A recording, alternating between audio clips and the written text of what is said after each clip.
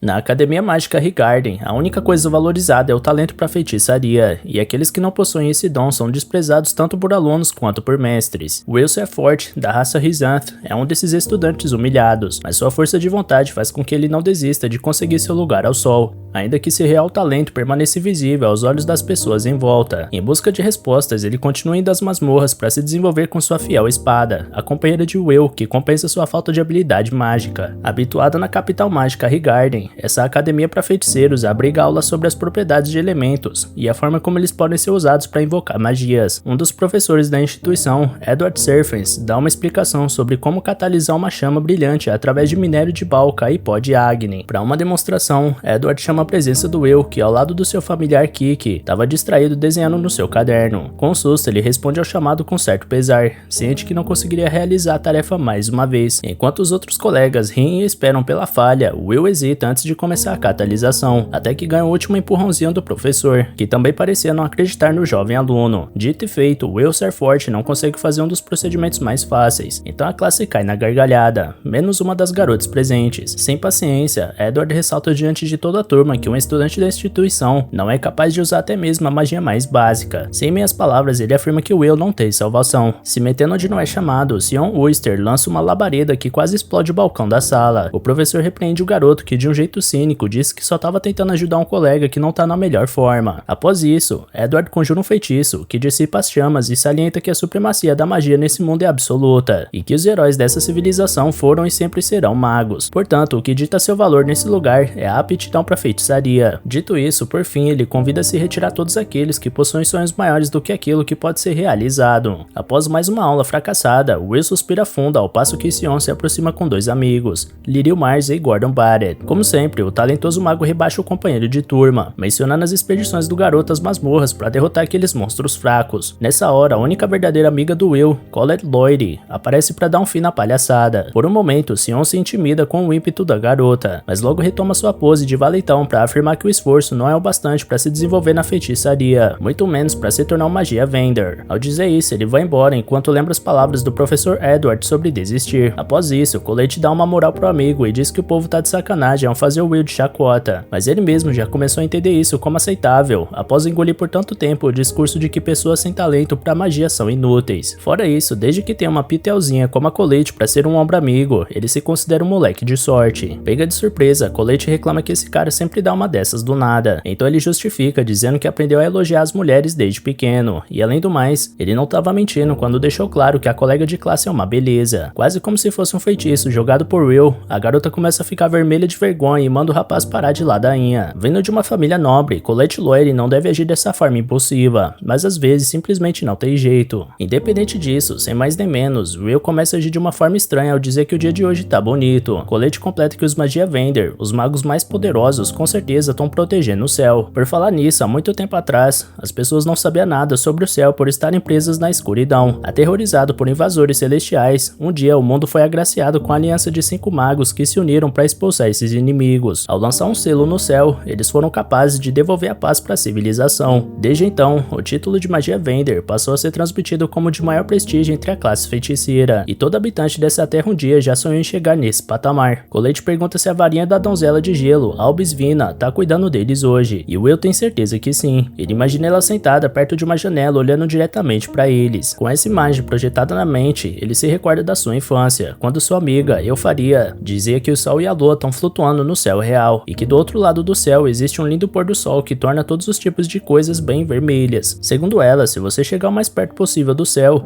no topo da torre, ao se tornar um magia vender, poderá ver o pôr do sol. Animado com a história, Will pede pra ver essa cena junto da amiga um dia. Então os dois firmam uma promessa. Na cabeça dele era apenas uma promessa boba de 2 crianças, mas ele sempre entendeu que era possível de ser realizada. Esse entendimento se mostrou real conforme Eufaria se tornava mais jovem a ganhar o título de magia vender e partia pro topo da torre. Por outro lado, Will utiliza apenas da força da sua promessa para se manter de pé diante das dificuldades. Essas que tendem a lembrar, dia após dia, que ele não tem o talento necessário para chegar no topo da torre ao lado da sua amiga. E no vai e vem desses dias, o professor Workner Norgram repreende o aluno por ter ido de novo para a masmorra, e dessa vez sozinho até o 7º andar. Nesse ritmo, Workner não tem dúvidas de que Will vai bater as botas a qualquer momento. Na cara de pau, o aluno pede desculpas, mas quer saber se vai ganhar os créditos pela excursão. Workner tá irritado com o garoto, crédito. Mas como a morte de um guardião maligno foi confirmada, ele concede 2 créditos pro estudante. Uma vez que o teimoso não desistiu de se tornar um magia vender, o mestre avisa que antes de subir na torre, Will deve avançar para um instituto superior.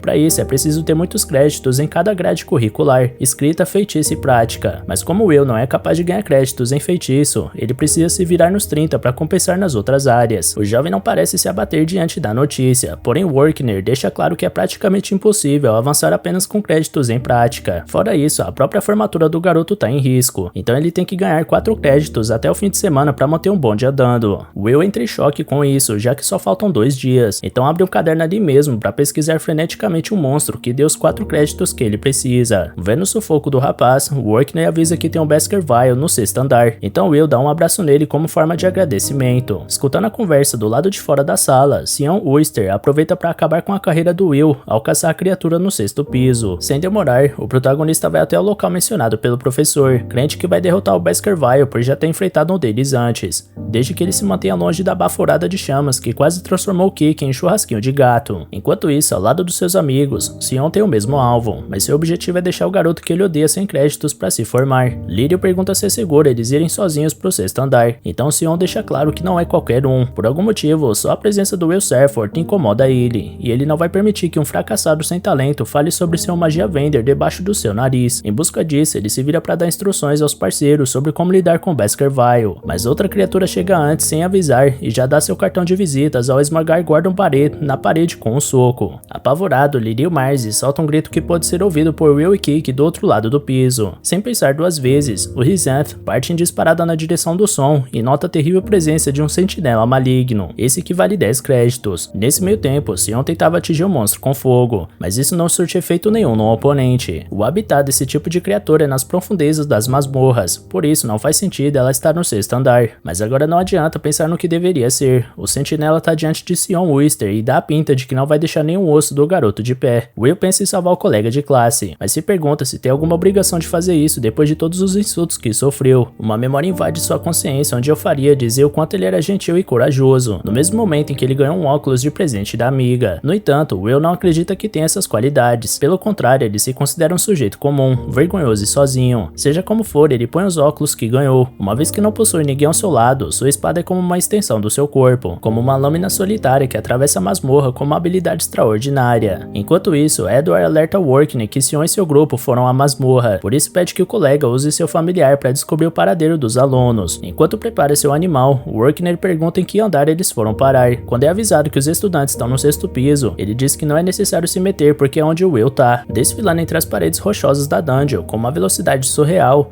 Will corta o dedo do sentinela com sua espada de prata Moria. O poder dessa lâmina permite que o aluno do 6º ano despedace no meio as pedras que são arremessadas pelo poder incontrolável do monstro, mantendo o garoto na batalha em plena forma e sem indícios que ao menos será atingido. Desfrutando da sua rapidez notória, ele pula por cima do alvo e finca sua arma no ombro da criatura maligna, enquanto Sion e Edward não acreditam que esse é o garoto que eles tanto desprezaram. Workner ressalta que o Will Safford é um verdadeiro irregular, possuidor de uma força sobre-humana que jamais um mago terá, com um físico tão robusto quanto de um anão e a intuição para compreender a estratégia do inimigo depois de ver ela apenas uma vez. Como se estivesse sendo iluminado, Will decifrava os movimentos do inimigo em combate e se mantinha intacto com uma elegância inigualável. Então, utilizando o impulso da própria esquiva, ele rasga o braço direito do sentinela maligno como se fosse um barbante, fazendo cair no chão a arma gigantesca do alvo. Nesse mundo de magos, Will é o único capaz de empunhar essa arma com o peso de 2 cavalos. Como um último esforço, o demônio ataca com um feitiço de raio, porém o aluno da academia domina a pressão do relâmpago e trucida o monstro. Feito isso, ele estende a mão para o colega de classe caído, porém a fúria invejosa de Sion Oyster causa apenas uma reação de ódio. Vendo cada movimento da luta a partir da esfera mágica do Workner, Edward não aceita que um estudante sem capacidade mágica supere um feiticeiro prodígio, por isso se retira da sala sem dar maiores explicações. Após tudo o que aconteceu, Workner recebe Will em sua sala junto do crânio do sentinela em sua mesa, por isso não pôde fazer nada além de entregar os 10 créditos que ele merece. Essa é a história de um jovem que viraria o mundo de cabeça para baixo, provando no mundo onde apenas a magia é considerada uma arte verdadeira, que é possível uma união entre a varinha e a espada, essa aliança que seria conhecido no reino de Urbus Garden como Wistoria. E galera, regaça aí no like aqui embaixo e comenta no vídeo para incentivar a gente ainda mais a trazer continuação desse anime, beleza? Valeu galera, se cuidem!